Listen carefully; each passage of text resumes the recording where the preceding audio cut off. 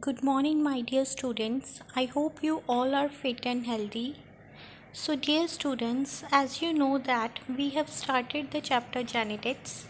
So, today we will learn about the different Mendel's law of inheritance.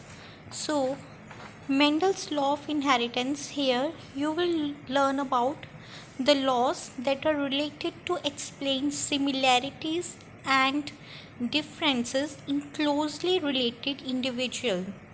And these Mendel's law of inheritance, they include the law of dominance and recessiveness. Then after that, the law of segregation, or it is also known as purity of gametes. And the third one is law of independent assortment. So you have studied about monohybrid and dihybrid cross.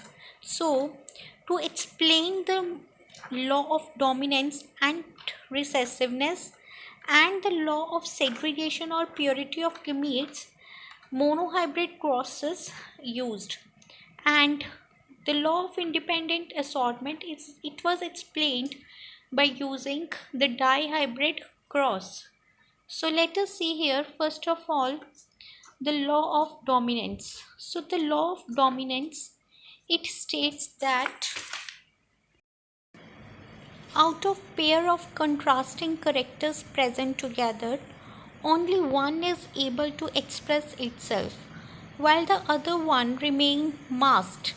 So the one that is expressed, it is known as dominant, and the other one that is not expressed, that remain masked, it is referred to as recessive. So let us see here, you should know that characters, they are controlled by discrete unit which were known as factors by Mendel, and these factors, they occur in pair. So in a dissimilar pair of factor, one member dominates other and the other one is remaining recessive.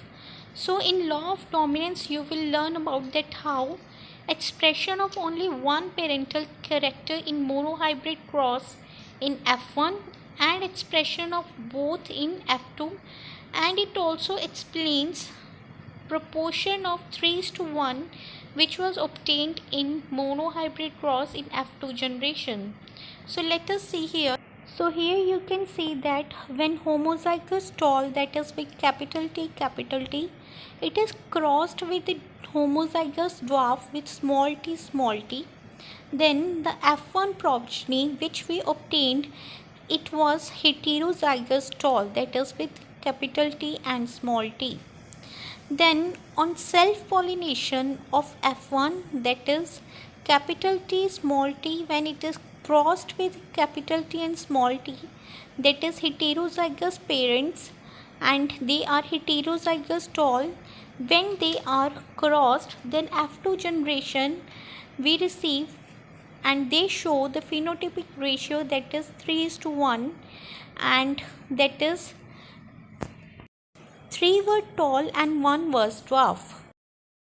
So what we observed here is the expression of only one parental character in monohybrid cross in F1 generation. That is, in F1 you are getting only one parental character. So this indicates that capital T, that is showing the dominant allele, and the small t, it is the dwarf allele. So here you can see in F1 generation the tall progeny is obtained, but it is with heterozygous genotype, that is capital T and small t, but phenotypically they are tall. And on self-pollination of F1 we get the ratio, that is 3:1 phenotypic, and that is they were 3 were tall and 1 was dwarf. So similarly, if we observe the genotypic ratio, it was capital T 1, capital T, small t 2, and small t, it was short. So phenotypic ratio is 3:1, and genotypic ratio here, it is 1:2:1. So it should be written over here genotypic ratio, that is 1:2. So in F1 you observe that the progeny is tall, and this indicates that one of the allele, that is with capital T, it has dominate, and the other one is recessive and it has not expressed itself. And similarly in F2 generation, if we observe, one of the plant, it is same as the parent before F1 generation, and the other plant, that is with small t, that is again same as the another parent taken in before F1 generation. So this is about the law of dominance.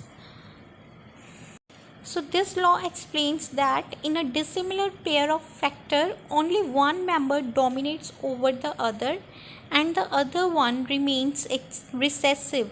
So this is about law of dominance and recessiveness. So monohybrid cross, it explains this law of dominance and recessiveness. Then the next law is law of segregation or purity of gametes. So this law states that when a pair of contrasting characters is brought together in a heterozygote, the two members of the allelic pair, they remain together without blending. The two alleles separate out, forming two types of gametes. Now what does this mean? So it's in simple way you should know that the law of segregation or purity of gamete, it is based on the fact that alleles do not show blending. Blending means the alleles do not mix with each other, and both traits, they are recovered as such in F2, though one of this is not seen in F1, as you have observed in F2 generation in the monohybrid cross, that in the parental generation there was homozygous tall and other one was homozygous dwarf, and the same traits, they were recovered in F2 generation, although one of that is not observed in F1 generation. So this is the law of segregation. Now you can see here, this is the homologous chromosome which carry the capital T gene, means gene for dominant character and dominant trait, and the other homologous chromosome carry the small t gene, means it is carrying the recessive allele. So during gamete formation, what you have observed, that the two alleles, they have separated from each other. As you can see here in this picture, there is a pure tall plant with capital T genotype, and another one is pure dwarf plant with small t genotype. When gametes formation occur, the two gametes that is formed from the pure tall plant, they were having the allele with, one is having the allele capital T, another one is having the allele capital T. Similarly, if we observe the pure dwarf plant, there is the genotype of the parent is small t. Here also, during gamete formation, the allele of a pair segregate from each other, such as you can see, only one allele, it is received by one gamete, and the other allele, that is small t, it is received by the other gamete. So this means that the gamete, during gamete formation or gametogenesis, the alleles, they have separated from each other. There is no blending, there is no mixing. Then after that, the third law, that is law of independent assortment.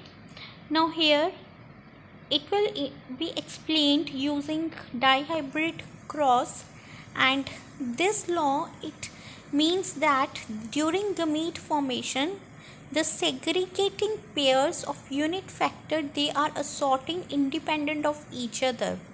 This means that during gamete formation, alleles on different chromosomes, they are distributed randomly to individual gametes. So this is the law of independent assortment, and it was explained using dihybrid cross.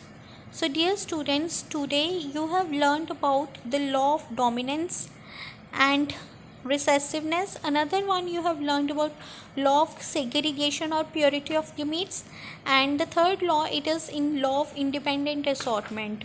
So this is all for today. Take care everyone.